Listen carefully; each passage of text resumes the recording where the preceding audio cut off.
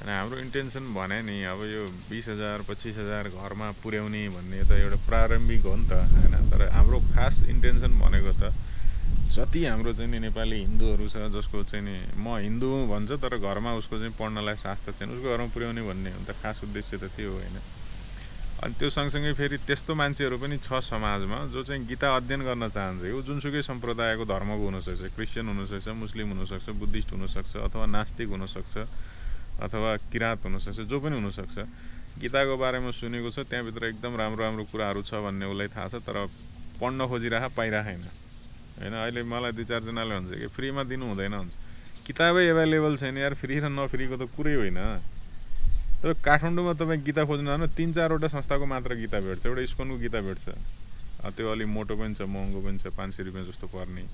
अर्को तपाईँको गीता प्रेसले छापेको सरल गीता भेट्ने होइन 80 रुपियाँको। अनि त्यही सरल फेरि गीता प्रेसकै पकेट गीता भेट्ने हो 40 रुपियाँ सानोवाला जो अस्ति त्यस्तै हामीले बाँडे है। त्यसपछि विद्यार्थी पुस्तक भण्डारले निकालेको छ श्रीमद् भगवत गीता। त्योभन्दा पर गएर तपाईँले गीता भेट्नै गाह्रो के। अनि बिचरा पढ्छु भन्ने मान्छेले पनि मार्केटमा चाहिँ गीता पाइरहेको अवस्था छैन। यो काठमाडौँभित्रको कुरा, काठमाडौँ बाहिर त्यही होला। अनि पहिलो कुरा त मान्छेले पाइरहेको छैन, दोस्रो कुरा उसलाई पढ्न इच्छा छ। पढ्न इच्छा भएको मान्छेलाई कसरी पुर्याइदिने त। अब हामी कहाँ कस्तो चलन भयो भन्दा गुरु शिष्य परम्पराले गर्दाखेरि तिर्खा लागेको मान्छे चाहिँ कुवासम्म जानुपर्छ भन्ने सिद्धान्तबाट आयौँ क्या हामी। अनि हामीलाई अहिले पनि के लाग्छ भने जसले पढ्न चाहन्छ उसले आफै खोज्दै आउनुपर्छ, उसले आफ्नै प्रयासले चाहिँ भेटाउनुपर्छ भन्छ। कहाँ त्यो अहिलेको समयमा त्यस्तो होइन। अब त अवस्था के छ भने तिर्खाएको मान्छेले कुवा कहाँ जाने भने कुवाले नै तिर्खाएको मान्छे कहाँ जानुपर्ने अवस्था छ नि त अहिले। त्यो कारणले गर्दा यसलाई चाहिँ जति फराकिलो बनाउन सकिन्छ, जति चाहिँ यसलाई के भन्छ तपाईँको धेरैभन्दा धेरै मान्छेहरूको बिचमा लिएर जानलाई के गर्न सकिन्छ अब त्यो अनुसारले गरेर अब 20 लाख 30 लाख रुपियाँ खाँचो परेको भन्ने कुरा यो एउटा कुरा हो। तर 20 लाख 30 लाखले हुँदैन के। अहिले यसो विचार गरेको पहिलो त 20 लाख 30 लाख भन्ने नै किन के।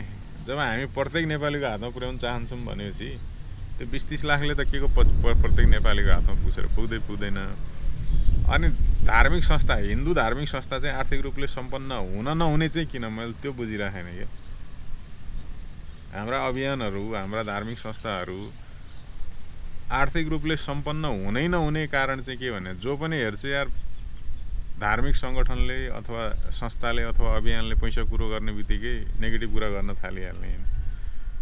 त मेरो भनाइ के भन्दा प्रत्येक संस्थालाई अभियानलाई आर्थिक रूपले सम्पन्न बनाउन पहिला करोडौँ करोड होस् न उनीहरूसँग, अनि पो काम गर्न सक्छ त। अनि काम गरेन भने गाली गर्ने हो। गोजीको पैसा हालेर मान्छेले संस्था चलाइरहेको जो पनि है 2-4वटा संस्था छोडेर हरेक धार्मिक संस्थाको अवस्था के भन्दा आफ्नो गोजीको पैसा हालेर चलाइरहेछ। अनि उसैले फेरि समाजबाट 10 थरी कुरा सुन्नु पर्यो।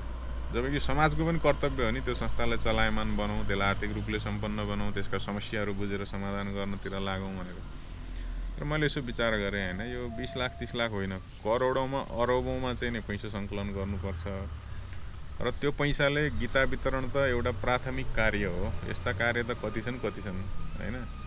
अनि त्यस पछाडि हाम्रा चाहिँ संस्कृतिसँग सम्बन्धित, हाम्रो चाहिँ धर्मसँग सम्बन्धित हरेक आयामहरू, गौशालाहरू हुनसक्छ, गुरुकुलहरू हुनसक्छ, अथवा तपाईँका योग सिकाउने कुराहरू हुनसक्छन्, अथवा भजन कीर्तन समूहहरू छन् देशभरि जोसँग चाहिँ नि वाद्यवादनका सामग्री छैन होइन। भजन गाउन जान्ने मान्छे छ, मादल बजाउने मान्छे छैन अथवा मादल छैन रे, त्यस्ता पनि छन् धेरै समितिहरू। त्यहाँ हुनसक्छ कुनै मठ मन्दिर हुनसक्छ जसको जीर्णोद्धार गर्नुपर्ने होला।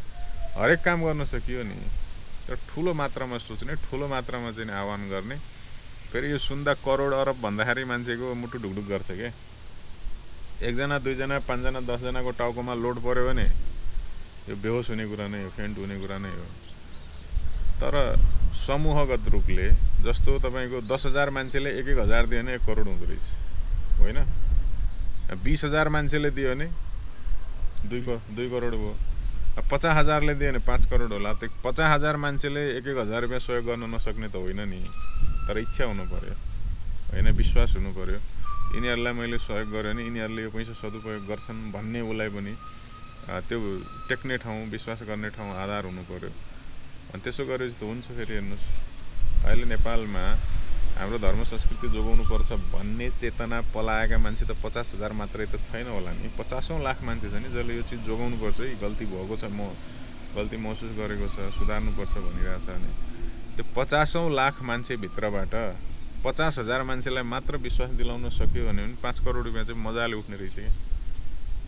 र त्यो 5 करोड रुपियाँ तपाईँले एउटा अक्षय कोष निर्माण गरेर राख्नुभयो भने नि त्यसले तपाईँलाई यो देशमा धार्मिक गतिविधि गर्नलाई त्यस पछाडि कसैको मुख ताक्न परेन, दोबारा कसैसँग हात फैलाउनु परेन। त्यसैले तपाईँ वर्षौँसम्म अभियान चलाउन सक्नुहुन्छ र त्यो अरूलाई प्रेरणा पनि हुन्छ।